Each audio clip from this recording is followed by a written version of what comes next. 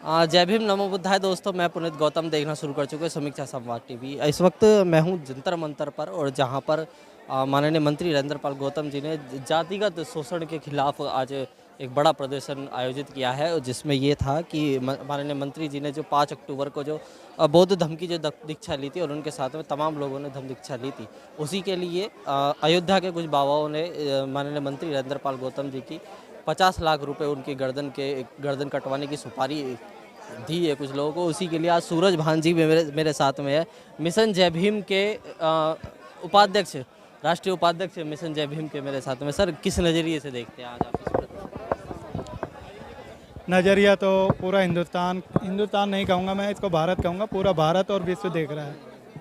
आप देख सकते हैं, कहीं भी आप देखते हैं कोई भी आपराधिक गतिविधि होती है तो जाति, वर्ण या धर्म देखकर कुछ एक्शन लिया जाता है। कुछ लोगों को तुरंत ही जेल में भर दिया जाता है, ठूस दिया जाता है, उनके मकानों पे बुलडोजर चला दिए जाते हैं। और दूसरी तरफ एक आतंकी घटना ये समझता हूँ मैं, जो भय का माहौल क्रिएट करने वाली बात हुई है कि एक राजेंद्र पाल गौतम जी को, जो पूर्व मंत्री हैं, उनको धमकी दी गई कि भी 50 लाख का इनाम दिया जाएगा जो उनका सिर काट के लाएगा। एक भगवा वस्त्रधारी किए हुए व्यक्ति ने ये भाषा बोली है, तो आप समझ सकते हैं कि कैसा माहौल देश में बनता जा रहा है। क्या देश का संविधान इस चीज़ की इजाज़त देता है? क्या कुछ लोगों के लिए इस बात को बोलने की छूट है, कुछ लोगों के लिए कुछ व्यवस्था दूसरी है? ऐसा क्यों हो रहा है? इसी के लिए यहाँ पर आज मिशन जय भीम इकट्ठा हुआ है और अपना ज्ञापन पुलिस कमिश्नर को देने जा रहे हैं।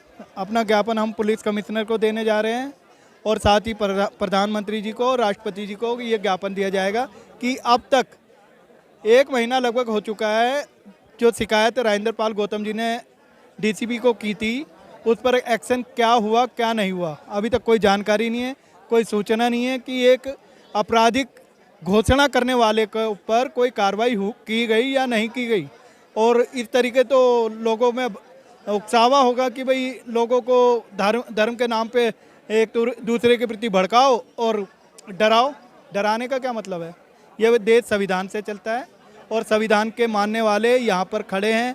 बहुजन समाज एकजुट खड़ा है और सोचना, जो भी एक कार्रवाई हुई है, जितना भी इन्होंने बोला है, ये सब इसके खिलाफ कार्रवाई अगर हमारी पुलिस नहीं करती है तो इसके लिए बहुजन समाज सड़कों पर आएगा और न्याय की मांग करेगा। न्याय से दूर नहीं जाने देंगे, क्योंकि भारत देश जो चलता है संविधान से चलता है। इस संविधान की हम रक्षा करते आए हैं और आगे भी भविष्य में रक्षा करेंगे, क्योंकि बाबा साहब की बड़ी मेहनत और तपस्या से ये संविधान का निर्माण किया गया और संविधान की रक्षा के लिए हम सब लोग अपने प्राणों की आहुति दे देंगे, लेकिन किसी को भी अन्याय और अत्याचार करने की कहीं भी अनुमति नहीं होगी।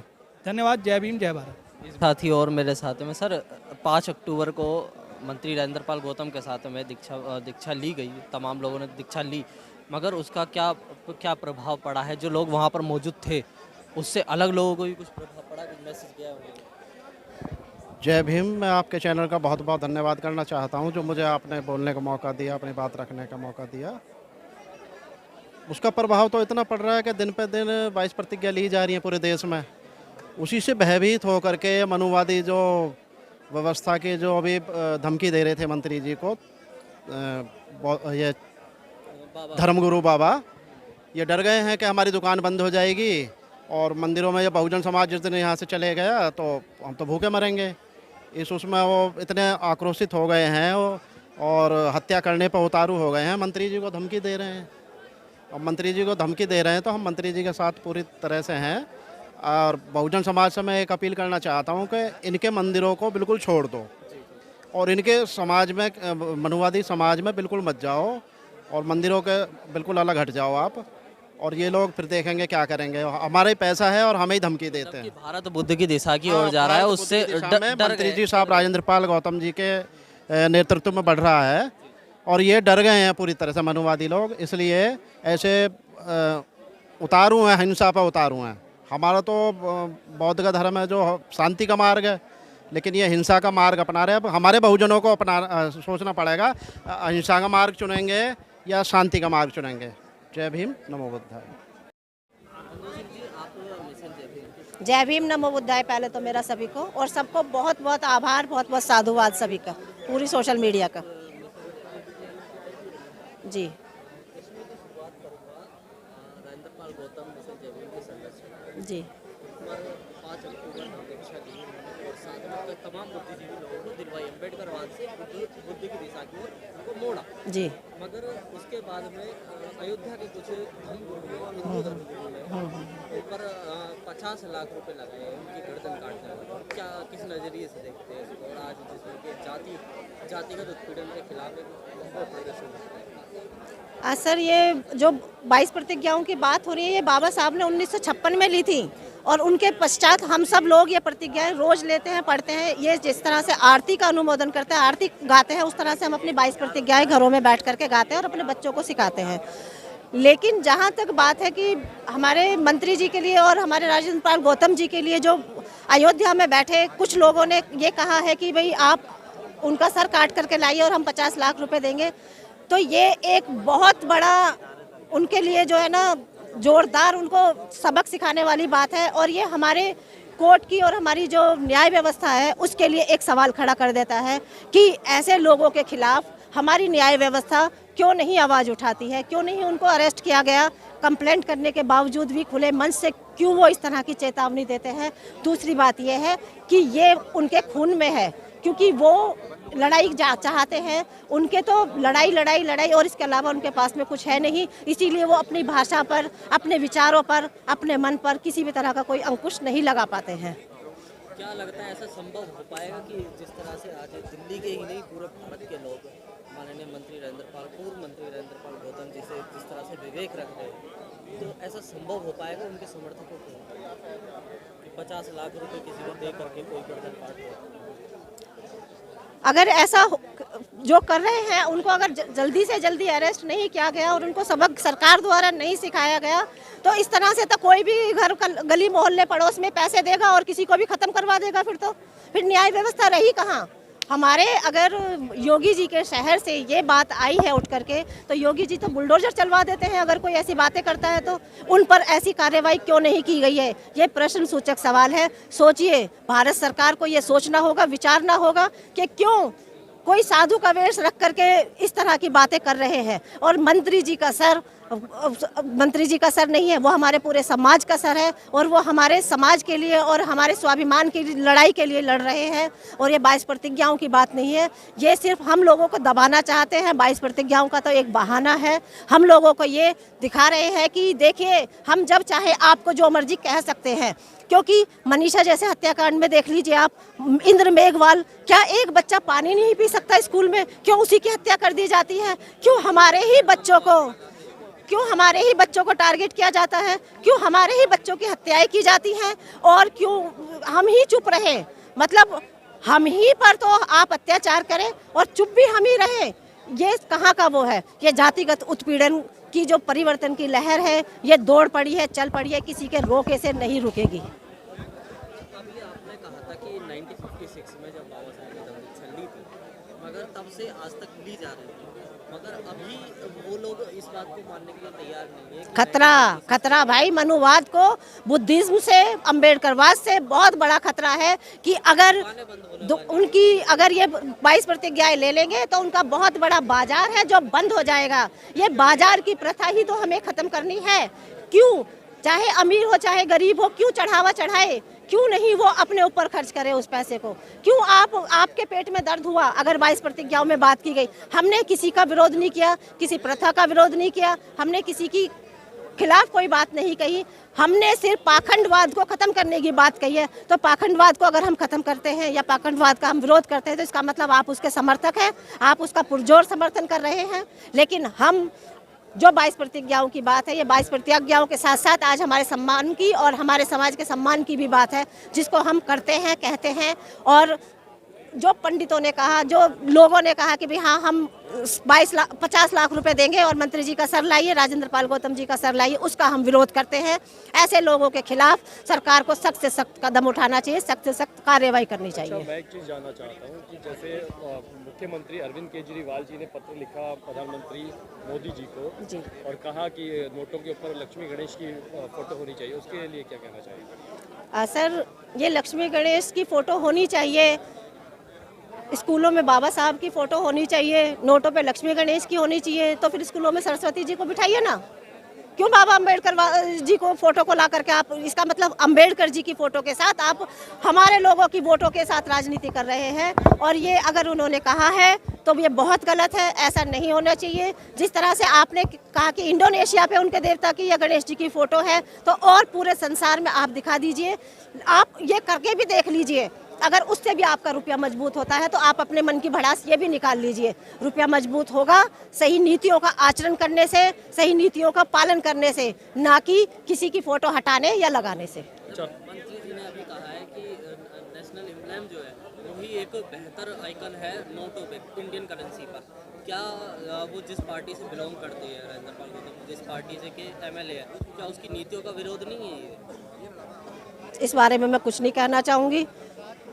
अच्छा, मैं एक चीज़ जानना चाहूँगा, जैसे राजरत्न अम्बेडकर ने अभी पीछे एक वीडियो उनकी वायरल हुई थी जिसमें उन्होंने कहा था कि ये जो भगवाधारी हैं ये इंटरनेशनल लेवल पर जाकर बौद्ध अपना बुद्धिज़्म बताकर, बुद्धिस्ट हैं हम, उसके नाम पर पैसा ठग रहे हैं, उसके लिए क्या कहना चाहेंगे? कहीं ना कहीं अगर उन्होंने कहा है तो हो सकता है उनके मन में या उनके पास में इस तरह के कुछ सबूत हो जिस तरह से उन्होंने ये बात कही है। लेकिन ये कहीं ना कहीं एक सत्य है। जब हमारे नरेंद्र मोदी जी यहाँ से बाहर जाते हैं, जापान में जाते हैं या कहीं और बाहर के इंटरनेशनल उसमें देशों में जाते हैं, तो वहाँ पर जाकर वो कहते हैं मैं बुद्ध के देश से आया हूँ। बुद्ध के देश का, बुद्ध के देश में, भारत में ही इतना मतलब विरोध क्यों करते हैं? फिर आप वहाँ जाकर आप बुद्धिस्ट बन जाते हैं और यहाँ पर आप बुद्धिस्टों को कोई तवज्जो नहीं देते हैं, ऐसा क्यों? ये दोगलापन कहाँ से लाते हो आप? ये बता दीजिए हमें। अब तो है ही नहीं, वो तो पर्सनल व्यक्तिगत है, इसलिए व्यक्तिगत अपने हमने कंप्लेंट अपनी करा दी है और मुकदमा भी हम करेंगे, अभी कोर्ट भी जाएंगे। जिम्मेदारी बनती है, इतनी बड़ी वार्निंग आती है हम कारवा चलाने वाले शख्सियत पर। नहीं, प्रशासन की कोई जिम्मेवारी नहीं बनती, इस पे कोई जिम्मेवारी नहीं बनती है। पुलिस कार्रवाई है, पुलिस को इसकी कार्रवाई करनी चाहिए जो उन्होंने अभी तक नहीं की है। रोशनलाल जी, आपसे है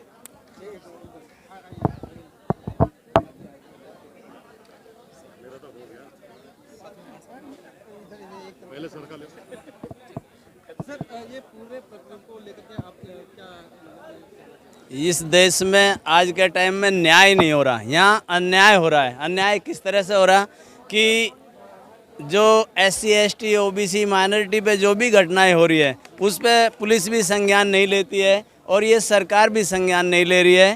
तो हम चाहते हैं कि यहाँ समता, मैत्री, भाईचारा जो है, जो भगवान बुद्ध कहते हैं, उसका शासन होना चाहिए। यहाँ ये भारत पूरा प्रबुद्ध भारत बनना चाहिए, जो बाबा साहब अम्बेडकर का संकल्प था। अगर ये पूरा भारत प्रबुद्ध भारत बन जाएगा तो ये जो हो रहा है यहाँ पे, वो जितने अत्याचार हो रहे हैं वो सब बंद हो जाएंगे। क्योंकि अत्याचार हो रहे जातियों के हिसाब से, यहाँ अगर जातियाँ ही नहीं रहेंगी तो अत्याचार बंद हो जाएंगे। और जाति तोड़ने का हम बोल रहे अपने उसमें कि जाति तोड़ो समाज जोड़ो, उसका एक ही तरीका है कि हम सब बौद्ध धर्म की दीक्षा लेंगे और 2025 तक ये भारत प्रबुद्ध भारत बनेगा। जिस प्रकार से नदियाँ समुद्र में मिल गए, यही पता नहीं चलता है कौन सी नदी थी कौन सी नहीं, किस समाज से आदमी आया है, किस जाति से आया। जब वो बौद्ध धर्म में आ जाएगा तो यही पता नहीं चलेगा वो कहाँ से आया है, वो बुद्धिस्ट हो जाएगा और उसका मन निर्मल हो जाएगा, वो भी समता, मैत्री, भाईचारे पर काम करेगा। उसी पे हमारा सब काम चल रहा है। धम्म कारवां को रोकने के लिए, धम्म कारवां आगे बढ़ रहा था, बुद्ध रथ यात्रा हो रही थी और इसको कि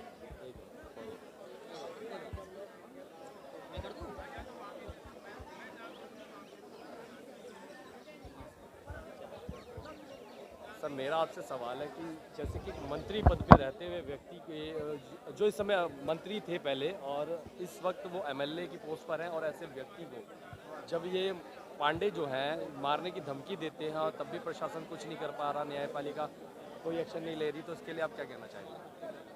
नहीं, उसके लिए तो यही कहना होगा ना कि जिस तरह से आपको नज़र, आप खुद आपके सवाल में ही जवाब है कि आपको नज़र आ चुका है कि भाई न्यायपालिका या फिर आपका पुलिस प्रशासन कोई इसमें संज्ञान नहीं ले रहा है, तो ये तो खुद एक जवाब है। हमें समझना चाहिए कि अब हमें समझ जाना चाहिए कि ये लोग सारे मिल चुके हैं और हमारे ही लोगों पर अत्याचार अब ये इस माध्यम से भी करने लगे, न्याय देने के माध्यम से भी अब अत्याचार होने लगा है कि न्याय ना देकर इन्हें अत्याचार किया जाए इन पर, ये भी एक अत्याचार की श्रेणी में आता है।